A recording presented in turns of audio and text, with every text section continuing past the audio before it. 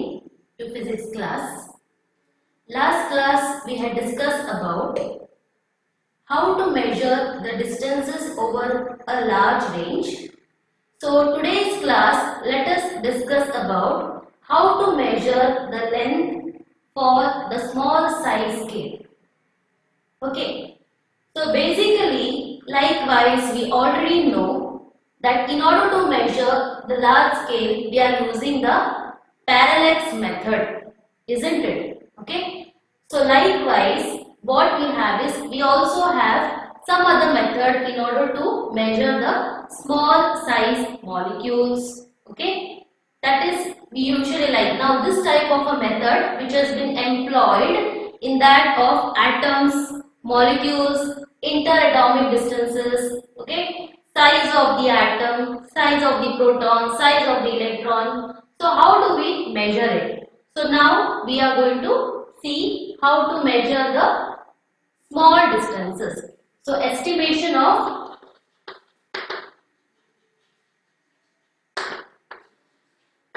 small ranges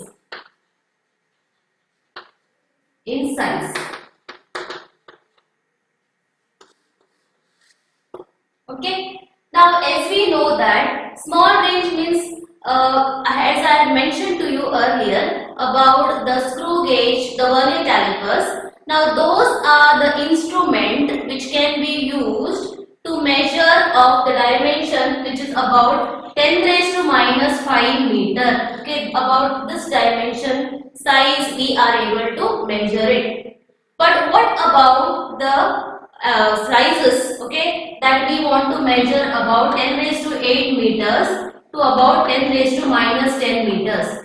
Okay, so we have to require certain kind of an instrument in order to measure the such a small scale of size. Okay, so here we are not able to use the screw gauges.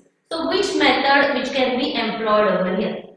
Okay, so basically what we have is a microscope. Okay, microscope, all of you might have seen how does a microscope look like. Now microscope, if I want to use it, it will also have a certain limitations. Okay, so it will have a certain limitations. So why is you have is a, we are now this microscope we are using a light. Okay, and we know that the order of range of a visible light is from about 4000 angstrom unit to about 7000 angstrom unit. Okay, so we will study, we will see about what is the meaning of. Now 1 angstrom, it means 1 angstrom means it is 10 raised to minus 10 meters. Okay, 1 angstrom means it is 10 raised to minus 10 meters. So basically I wanted a range that is of a 0.6, okay, in terms of 0.6, that much of resolution. Now sometimes there will be a limitation, I told you, since it makes use of a light. So hence the particles when you are very close to each other, they will not be resolved. Okay, it will resolve means it won't be get separated. Okay, so thence we are not able to measure the size of a length by using a microscope. Okay, then which techniques can be employed over here? The techniques that can be employed over here is either by using a electron beam microscopy. Okay, now electron beam microscopy has a very advantage over such light microscopy. What is that over here is electron beam microscopy, it can resolve, okay, it can resolve to that of 0.6 angstrom. This much of the range that it can easily be resolved over here. Okay, now next we have to see is, now here, so which are the technique we are using over here is electron microscopy. Okay, electron microscopy we are using in order to measure the small dimensions. Okay, now for example we are going to take in order to measure the molecular sizes of one particular acid, and I will show you how to measure it. Okay, Now this is one type of an instrument that we use. Another one which also can be used over here is tunneling microscopy. Okay, tunneling microscopy. So this also, tunneling microscopy can also be used in order to resolve the very close particles. When you have a very close particles, those size molecules can be resolved. Okay, and hence we can calculate the size of the molecules over here. Now remember, this estimation we are basically doing for a very finer particles. Okay, remember that estimation that we are doing for a very finer particles. So we do not employ such kind of a technique that is a visible. ಅಂದ್ರೆ ನಮ್ಮ ಕಣ್ಣಿಗೆ ಕಾಣಿಸುತ್ತಲ್ಲ, so ಆ particles ಗೆ ನಾವು measure ಮಾಡಬೇಕಂತ ಇಲ್ಲ. ಕೆಲವೊಂದು micro, okay, very small minute range ಅಲ್ಲೆಲ್ಲ ಇರ್ತದಲ್ಲ, ಸೊ ಆ ತರ ಪಾರ್ಟಿಕಲ್ಸ್, ಆ ತರ ಮಾಲಿಕ್ಯೂಲ್ಸ್ ಗೆ ನಾವು ಸೈಜ್ ನ ಎಸ್ಟಿಮೇಟ್ ಮಾಡಬೇಕಾಗುತ್ತೆ. ಸೊ ಅದಕ್ಕೆ ನಾವು ಏನ್ ಯೂಸ್ ಮಾಡಬೇಕು? ಸೊ ಬೆಟರ್ ಆಪ್ಟಿಕಲ್ ಇನ್ಸ್ಟ್ರೂಮೆಂಟ್ ಯಾವುದಂತ ಹೇಳಿದ್ರೆ, one is the electron microscopy, ಇನ್ನೊಂದು tunneling microscopy. ಸೊ ಇಲ್ಲಿ ನಿಮಗೆ 2 marks or 1 mark questions ಬಂದ್ರೆ, so write the optical, name the instrument that is used to estimate the smaller size. Okay, so that we are using the electron microscopy and we have a tunneling microscopy. Is it correct? Now next what we are going to do is, next let us see how to measure how to estimate the molecular size of a particular molecules. Let us I'll explain to you in giving an example of an acid. So let us try to measure the molecular size. Okay, so for that what I have taken is, now I have taken an example of an oleic acid. I have taken an example of an oleic acid. Now oleic acid is a soapy liquid. Okay, it is a soapy liquid which is having a range of size about 10 raised to minus 9 meters. This is the range of the oleic acid that we have. Now I want to estimate the molecular size, okay, the size of the oleic acid. So what I do over here is, I will take 1 centimeter cube. 1 centimeter cube. Centimeter cube means what? It is the volume. So I am taking 1 centimeter cube of oleic acid. So I will take 1 centimeter cube of oleic acid, and next what I do is, I dissolve this 1 centimeter cube of oleic acid to alcohol. Okay, I will dissolve with this to alcohol, so that I will get 20 centimeter cube of solution. Okay, so I will prepare a solution by taking 1 centimeter. Okay, I will take 1 centimeter cube of oleic acid and I will dilute. Okay, I will add to that of alcohol in order to make it as a 20 centimeter cube of a solution. Next what I will do is, from this 20 centimeter cube solution which I have prepared, I am going to take 1 centimeter cube of solution. 1 centimeter cube of solution that I have prepared here. Of this I will take 1 centimeter cube of this and I will dilute. I will again dilute with alcohol. Okay, I will again dilute alcohol to make it as 20 centimeter cube of solution. So what I have made over here, students don't get confused. What I have done is, I have taken the 1 centimeter cube of oleic acid and I have dissolved, mixed with that alcohol to get 20 centimeter cube of a solution. Of this 20 centimeter cube of solution, I am going to take 1 centimeter cube of the solution and again I am going to dissolve it with alcohol to make it as 20 centimeter cube of solution. So I have diluted that oleic acid with that of the alcohol. Okay. Then next what I am going to do is I will take about 1 centimeter cube of this oleic acid. Okay. And I am going to keep it. Okay. So what I am going to do is I will prepare this solution and I am going to keep it. Next what I am going to do is I will take one beaker. Okay. I will take one beaker. And to this there will be a water. Okay, I will take a beaker and there will be a water will be present over there. So I will take some amount of water will be present, and to this water I will add some lycopodium powder. Okay, lycopodium powder is like a chalk powder. So I am going to sprinkle some lycopodium powder into the water surface. Okay, next what I am going to do is from this solution which I have prepared, so I am going to take that drops and I am going to put it into this, the one which is containing the lycopodium powder and the water surface. Now as soon as I put the drops of this inside it, what I am going to observe that I will observe this particular drop, it gets spread out. The drop, it will get spread out, and after spreading you will be able to observe some circular form of a film on the top surface of the water. Okay, so what is happening, the alcohol content which is there, it is getting mixed up with that of the water, and the amount of oleic acid which may be present in the solution. So the layer, okay, circular thin layer which will be formed on the surface of the water.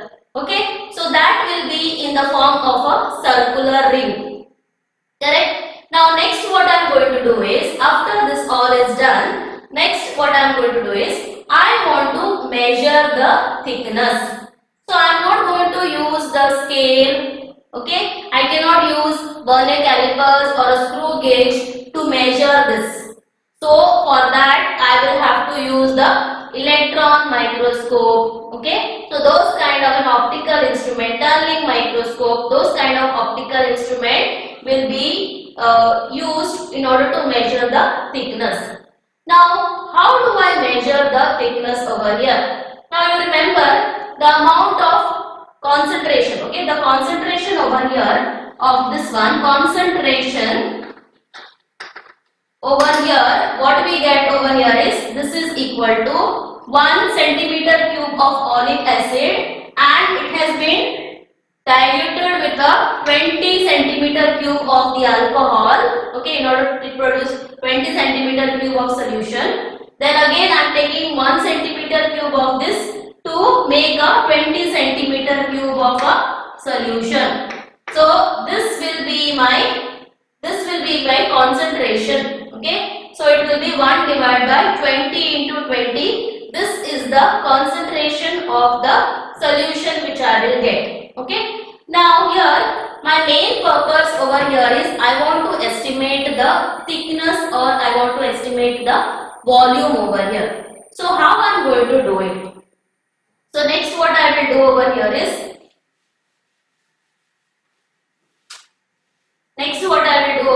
is, you remember what I have to do? I will have to find the thickness over here. So I will have to find the thickness.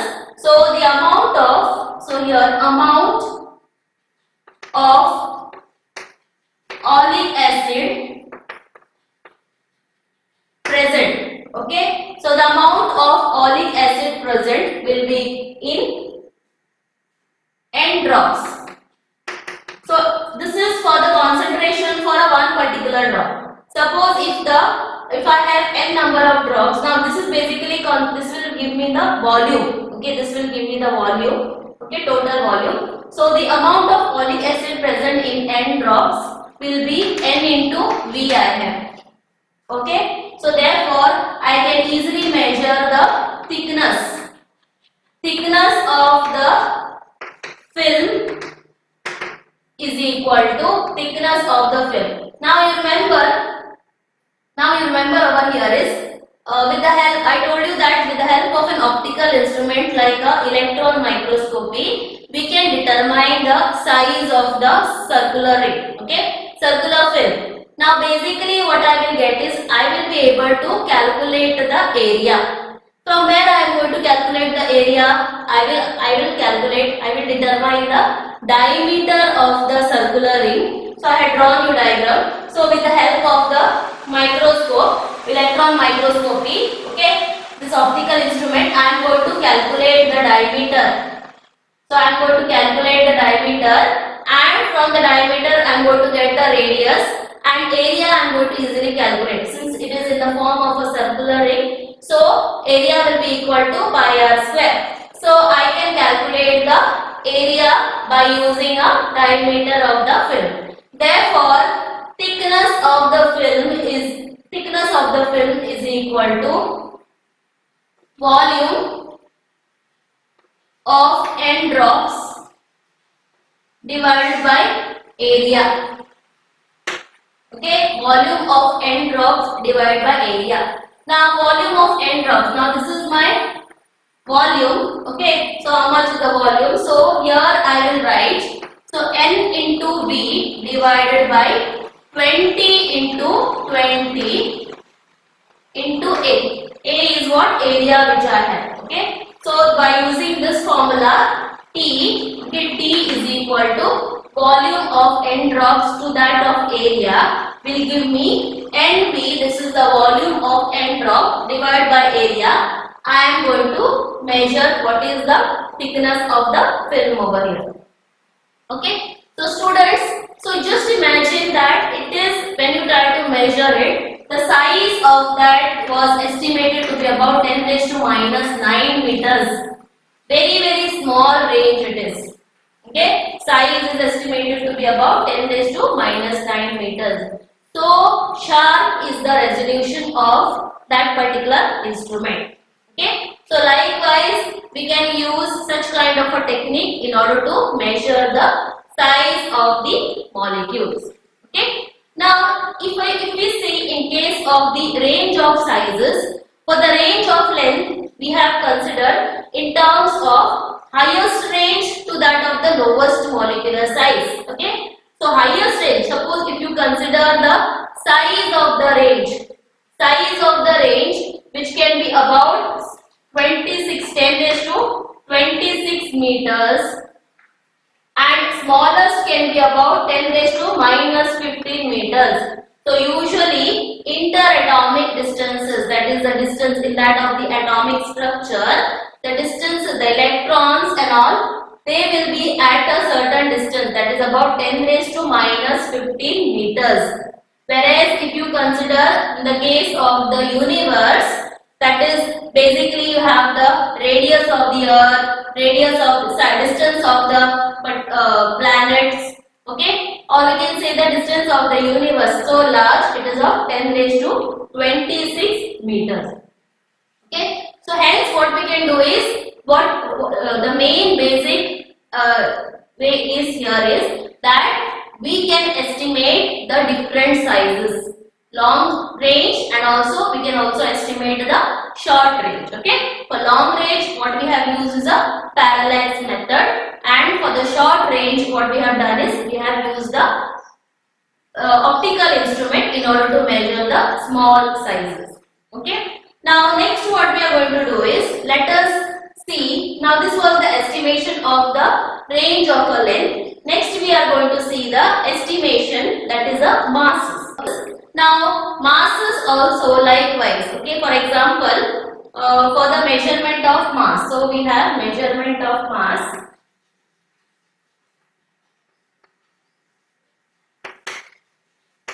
So measurement of mass, we can have a long range of mass and also we can have a short range of mass. Okay, now let us say for the measurement of mass, first one we have is, let us see for that of the small ranges. Okay, now here in the measurement of mass, for example, all might have visited or gone to the grocery shop and must have bought something or the other. Okay, ingredients you might have brought, either sugar, tea powder, or whatever, okay, grams and all. So you might have brought. So there you usually, let us take an example of a sugar itself. You ask the shopkeeper to give you 2 kg of sugar. So that what he will do is he will use the digital weighing balance machine. Now you can see that digital weighing balance machine is there. So he can easily measure those with the help of a digital weighing balance machine. Okay. So before that, before some years back, they used to use one side they used to put the weights and the other side they used to put the sugar, and when it equalizes till there, adding of the ingredient used to be stopped. So that means that is the line for balancing. Okay. Now those are the one which you can easily measure by using a balancing. Now what happens when you have to measure the sizes? Okay. So what happens when you have to measure the long range and short range? Okay. Now you know that mass is said to be as a mass is the basic property of matter. Okay, mass is said to be as a basic property of matter. Now this particular mass, it is not affected by the temperature or a pressure or any location. Okay, so usually for measuring of a mass, we basically use the unit, that is we are writing as a unit as SI unit. So SI unit, we write it as kilogram. Okay, so this is the unit that we are using for that of a mass over here. Okay, now here for example, when you want to measure in that of the smaller range, that is for the atomic structure, that is in terms of the molecular size, okay, molecular masses and all. So we are writing in terms of the 1 atomic mass unit. Okay, this is called as a 1 atomic mass unit, or it is also known as a unified atomic mass unit. Unified atomic mass unit, or we write is equal to 1 U. Okay, we simply write is equal to 1 U. Unified atomic mass unit, which is equal to 1 U, we write. Okay. Now what is this 1 U is equal to? 1 U is equal to 1 by 12. Okay, 1 by 12, the mass of C12. C12 means it is a carbon 12 isotope atom. Okay, so 1 unit is equal to 1 by 12, the mass of the C12 isotope atom. So there we can easily calculate, and hence the mass of an electron, okay, mass of electron, which is about 1.66 into 10 raised to minus 27 kg. See, this is the mass of the electron, that is of the range. You can see over here 10 raised to minus 27 I have written. So small mass over here, okay, 10 raised to minus 27.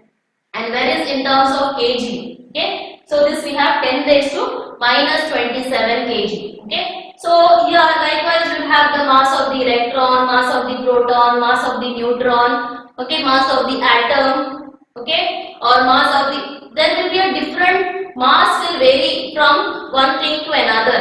Okay, mass of the, what is that, is grapes, mass of the coconut, mass of the tree, mass of the building, mass of the universe. Okay, so if you consider to that of the entire universe, which is roughly estimated to be about 10 raised to 55 kg.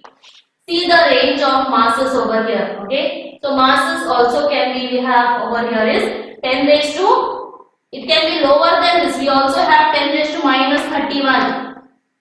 Okay, so it can be from minus 31 to a range of about 10 raised to 55 kg also. So much is the ranges we have with respect to masses. Clear? So next what we are doing is how we are going to estimate the such a huge masses and how we are going to estimate such a small masses. Okay. In order to estimate a huge masses, what we are going to use is we are going to use the Newton's law of gravitation. Okay. So law of gravitation. So that we are going to see more detail in your 8th chapter, gravitation. So gravitation, law of gravitation will help us to estimate the masses of the various planets, of the mass of the earth, mass of the moon, mass of the Jupiter. Okay, so hence with the Newton's law of gravitation will help us to estimate the mass of the larger bodies. Now what in case to measure the mass of the smaller bodies? For that we use something called as a mass spectrograph. Okay, we use something called as a mass spectrograph. Okay, so this we have the range of smaller to a larger masses. Clear? Yes. So next we are going to see about the time. Okay, which is of a small topic. Measurement of time.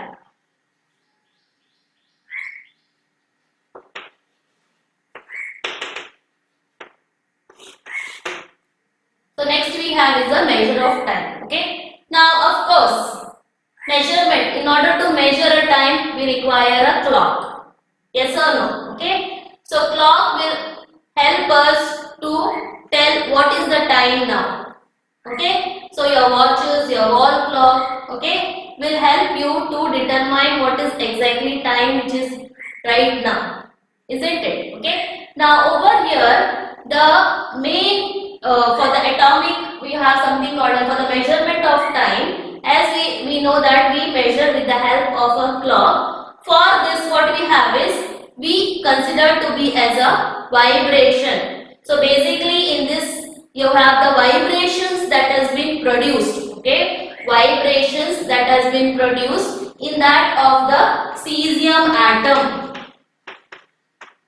Okay, so vibration that has been produced in that of a cesium atom. Okay, so usually this is considered to be as a atomic clock. Now why only cesium atom? Why it is? Because it is said to be accurate. Okay, it is the one which is said to be precise. Okay, it does not have a uncertainty over here. So at about what is done over here is, so in that of a cesium atom, you have 9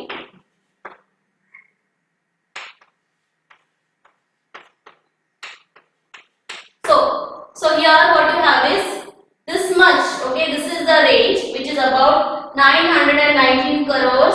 Okay, you have 26,31,770 vibrations. Okay, vibrations. Well, when there is a vibrations, you will have the radiations that has been produced. Okay, so during the transition between the two hyperfine structures in the case of the cesium atom, and then how you calculate the time interval. So that is taken to be as accurate, and the SI unit over here is seconds. So if you have seen the units which I had written, whether it is in the case of the MKS system, whether it is in the case of a CGS system, okay, so whether it is in the case of a SI, we are taking the time interval in terms of the second. So it is considered to be as by the National Physical Laboratory that it is an accurate measurement. Okay, and hence so we have something called as an atomic clock. Okay, that is basically you have the vibrations that has been produced from that of the cesium atom. Okay, and it is said to be accurate. Okay, now what do we require? Now each of the lifespan will not be same over here. For example, humans itself, you take an example. Okay, we as humans, all the humans does not have the same lifespan. Okay, some dies earlier, some dies at a very later stage, some dies at the mid stage. So you have lifespan of a person is only different over here. Similarly, lifespan of one animal to another animal also is different. Okay, lifespan. Now this is about the lifespan. Now if you take in terms of the large case, which you have the rotations of the earth around the sun. Okay, then you have the rotations of the moon around the planets. Okay, revolutions also you have. Then you have the time. Then you have the time for that of the heartbeat. Okay, so these are the various you will have the ranges of the time which we consider. Okay, so here main thing you have to remember measurement of a time. Here we are using the atomic clock, which is said to be accurate and it does not have an uncertainty. Okay, so here with this what we have done is we have finished the measurement of a length for a larger distances, smaller distances, mass also different ranges we have seen, and the measurement of the time. Yes. Thank you students. So we will continue next topic in the next class. Thank you.